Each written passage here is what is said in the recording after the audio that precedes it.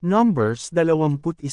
At ang Kananeo, na hari sa Arad, na tumatahan sa timugan ay nakabalita na ang Israel ay dumating sa daan ng Atarim, at nilabanan niya ang Israel at banihag ang iba sa kanila. At ang Israel ay nanata sa Panginoon, at nagsabi, kung tunay na ibibigay mo ang bayang ito sa aking kamay, ay aking lubos na jijibain nga ang kanilang mga bayan. At dininag ng Panginoon ang tinig ng Israel, at ibinigay ang Kananeo sa kanila, at kanilang lubos na nilipol sila at ang kanilang mga bayan, at ang ipinangalan sa dakong yaon ay Horma. At sila'y naglakbay mula sa bundok ng Hor na napasa daang patungo sa dagat na mapula upang lumiko sa lupain ng Edom, at ang damdamin ng bayan ay nainip dahil sa daan. At ang bayan ay nagsalita laban sa Diyos at laban kay Moises, bakit ninyo kami pinasampa mula sa Ehipto, upang mamatay sa ilang? Sapagkat walang tinapay at walang tubig, at ang aming kaluluwa ay nasusuya na sa manang ito. At ang Panginoon ay nagsugo ng mababanggas na ahas sa gitna ng bayan, at kanilang kinagat ang bayan, at maraming tao sa Israel ay namatay. At ang bayan ay naparoon kay Moises, at nagsabi, kami ay nagkasala, sapagkat kami ay nagsalita laban sa Panginoon, at laban sa iyo, idalangin mo sa Panginoon, na kanyang alisin sa amin ang mga ahas. At idinalangin ni Moises ang bayan. At sinabi ng Panginoon kay Moises, gumawa ka ng isang mabagsik na ahas at ipatong mo sa isang tikin, at mangyayari, na bawat taong makagat, ay mabubuhay pag tumingin doon.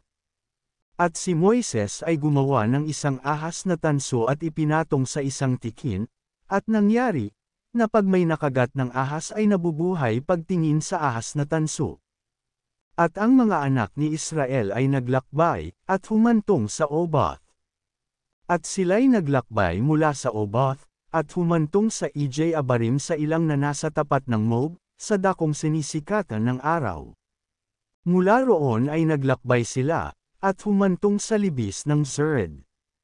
Mula roon ay naglakbay sila, at humantong sa kabilang ibayo ng Arnon, na nasa ilang na lumalabas sa hangganan ng mga Amoreo, sapagkat ang Arnon ay hangganan ng Moab, na nasa pagitan ng Moab at ng mga Amoreo.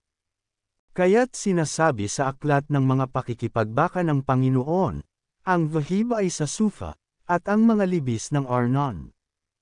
At ang kiling ng mga libis na kumikiling sa dakong tahanan ng Ar, at humihilig sa hangganan ng Moab. At mula roon, ay napasabir sila, na siyang balong pinagsabihan ng Panginoon kay Moises, pisanin mo ang bayan at aking bibigyan sila ng tubig. Nang magkagayoy inawit ng Israel ang awit na ito, Bumalong ka, o balon, awitan ninyo siya. Siyang balong hinukay ng mga prinsipe, na pinalalim ng mga mahal sa bayan, ng setro at ng kanilang mga tungkod. At mula sa ilang, sila'y napasa Mathana. At mula sa Mathana ay napasa Nahalil, at mula sa Nahalil ay napasa Bamath. At mula sa Bamath ay napasa libis na nasa bukid ng Moab, sa taluktok ng Pisgah, na patungo sa ilang. At ang Israel ay nagutos ng mga sugo kay Sehon, na hari ng mga Amoreo, na sinasabi, paraanin mo ako sa iyong lupain, kami ay hindi liliko sa bukid, ni sa ubasan, kami ay hindi iinom ng tubig ng mga balon, kami ay magdadaan sa maluwang na lansangan, hanggang sa aming maraanan ang iyong hangganan. At hindi ipinahintulot paraanin ni Sehon ang Israel sa kanyang hangganan, kundi pinisa ni Sehon ang kanyang buong bayan, at lumabas sa ilang laban sa Israel at dumating hanggang Jahaz, at nilabanan ang Israel. At sinaktan siya ng Israel ng talam ng Tabak, at inari ang kanyang lupain mula sa Arnon hanggang Jabok, hanggang sa mga anak ni Aman, sapagkat ang hangganan ng mga anak ni Aman ay matibay.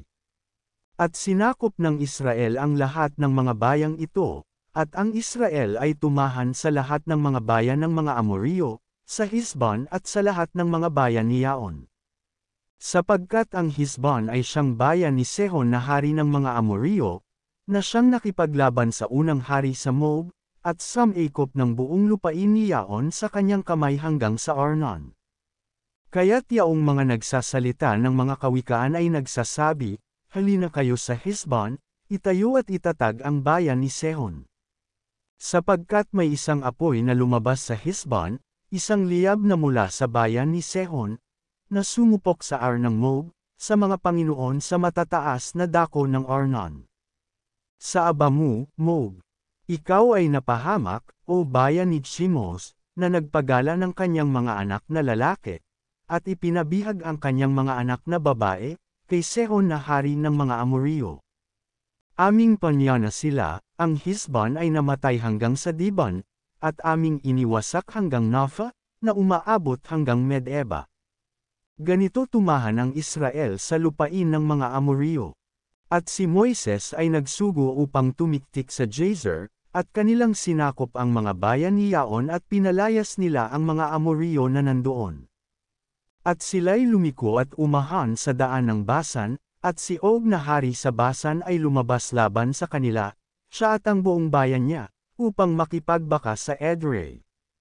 At sinabi ng Panginoon kay Moises, huwag mo siyang katakutan, sapagkat aking ibinigay siya sa iyong kamay, at ang buong bayan niya, at ang kanyang lupain, at iyong gagawin sa kanya ang gaya ng iyong ginawa kay Sehon na hari ng mga Amoryo, na tumahan sa Hesbon.